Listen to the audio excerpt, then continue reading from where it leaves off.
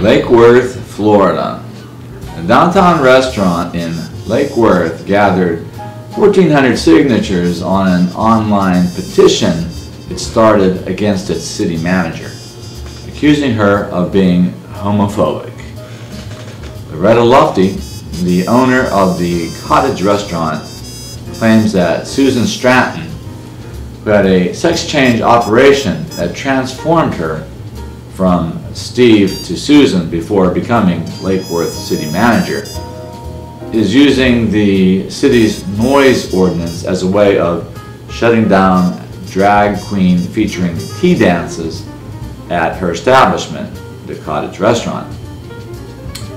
It's not every day that a petition is started to consider whether a transsexual city manager is sufficiently open-minded when it comes to the city's gay transvestite community. Lufty claims in her petition that Stratton told her, quote, "Men in dresses and men dancing with men is offensive," unquote, and asked Lufty to stop the tea dances or, quote, "suffer the consequences," unquote. However, Lake Worth has yet to fine the cottage for a violation under its new noise ordinance, while it has fined another downtown bar for offering more traditional strip joint dancing geared to straight men. Stratton said Wednesday that the petition is a result of a misconstrued conversation that was taken out of context, in which she was trying to keep the peace among downtown restaurants, and it was certainly not a product of her own intolerance.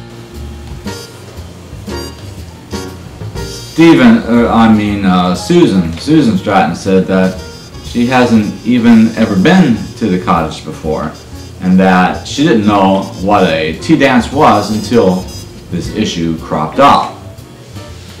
She said that, quote, "I thought a tea dance was an occasion where people just danced and drank tea. Just because I'm transsexual doesn't mean I'm active in that area. We're talking apples and oranges here," Susan Stratton said. Nevertheless, the City Commission, which includes a gay member, felt it necessary in the face of these very serious allegations to reaffirm its support of equal rights to all residents, regardless of sexual orientation or gender identity.